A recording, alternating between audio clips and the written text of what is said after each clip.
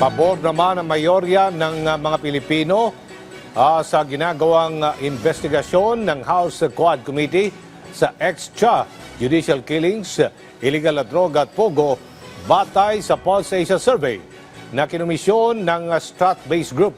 Ang sentro ng balita mula kay Daniel Manalastas.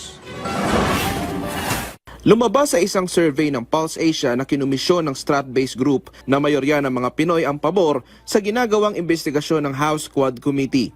Partikular sa investigasyon nila sa extrajudicial killings, illegal na droga at sa Philippine Offshore Gaming Operators o POGO. Base sa resulta, 61% ang pabor, habang 24% ang nagsabi na hindi nila masabi kung pabor sila o hindi. 11% naman ang nagsabing hindi raw sila pabor. Ginawa ang survey noong November 26 hanggang December 3, 2024 na mayroong 2,400 respondents. Base pa sa survey, malakas ang suporta sa National Capital Region habang mababa naman ang suporta sa Mindanao.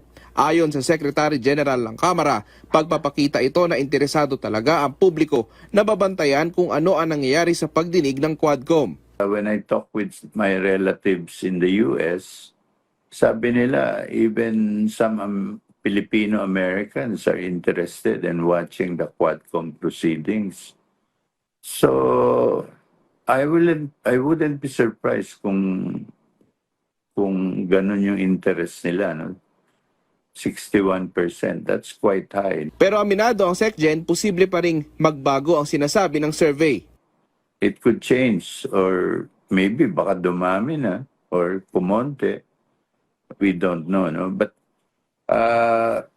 what it shows only, and I think this is my personal opinion, what it shows is there's really a genuine interest, no, on the part of the public. Lumabas din sa survey na 27% ng mga Pilipino ang umaasa na magreresulta sa pagbuo ng mga bagong batas ang Quadcom.